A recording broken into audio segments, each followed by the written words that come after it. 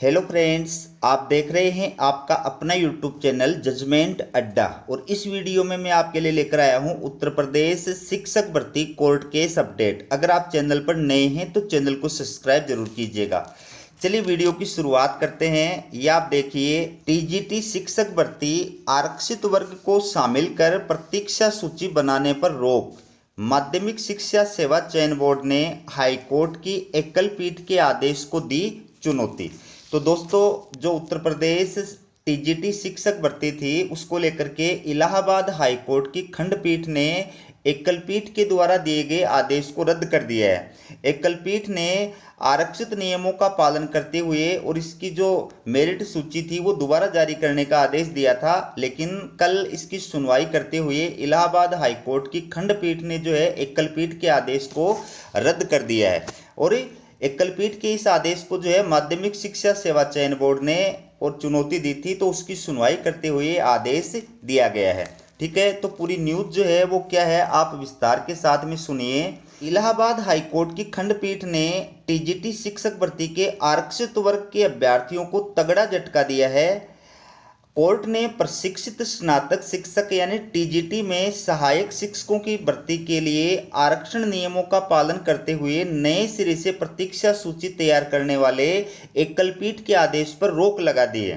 Court ने आरक्षित वर्ग के अभ्यर्थियों को अपनी आपत्ति दाखिल करने के लिए 2 हफ्ते की मोहलत दी है।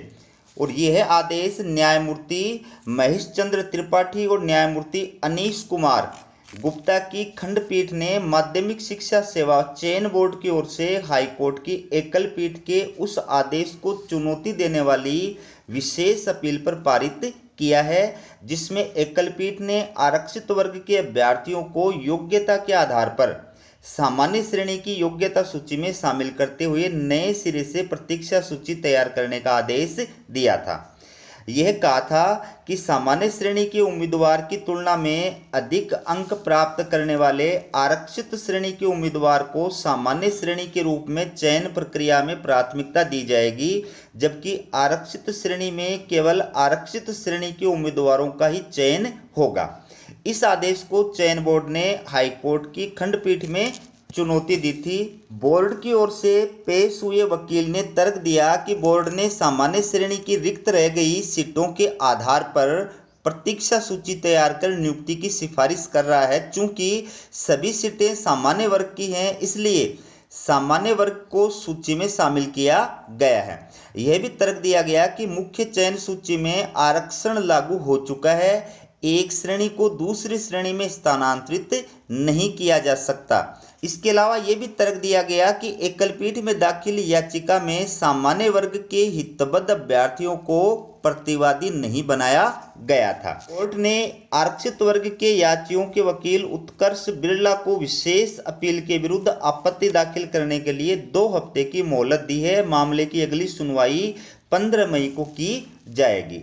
तो इस मामले पर अब अगली जो सुनवाई की जाएगी वो 15 मई को की जाएगी।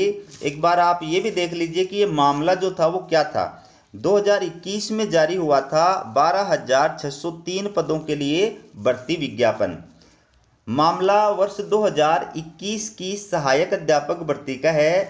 यूपी माध्यमिक शिक्षा सेवा चयन बोर्ड ने 12,603 पदों को भर्ती के लिए विज्ञापन जारी किया था। ओबीसी श्रेणी के लिए जारी कट ऑफ अन्य उम्मीदवारों के बराबर होने के कारण उन्हें प्रतीक्षा सूची में रखा गया था।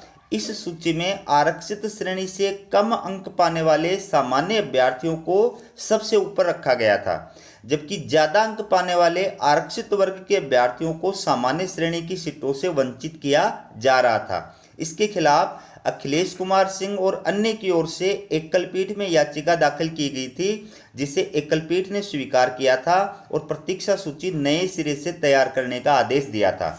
इसके बाद इस एकल पीठ के द्वारा दिए गए आदेश के विरुद्ध जो है वो माध्यमिक शिक्षा सेवा चयन बोर्ड के द्वारा इलाहाबाद हाईकोर्ट की खंडपीठ में जो है चुनौती दी गई। तो कल इस मामले पर सुनवाई करते हुए इलाहाबाद हाईकोर्ट की खंडपीठ ने जो है आरक्षित श्रेणी के अभ्यर्थियों को तगड़ा झटका देते हुए और जो एकल पीठ का आदेश था उसको रद्द कर दिया है। अब आगे जो है इसकी सुनवाई 15 मई को होगी, तो उस दिन इस मामले पर क्या डिसीजन दिया जाएगा वो जानने के लिए आप हमारे चैनल को सब्सक्राइब करके रखिए। जो भी अपडेट आएगी मैं आपके लिए लेकर के आऊँगा। हमारा वीडियो कैसा लगा कमेंट करके जरूर बताइएगा। वीडियो देखने के लिए आप सभी का बहुत बहुत धन्यवाद।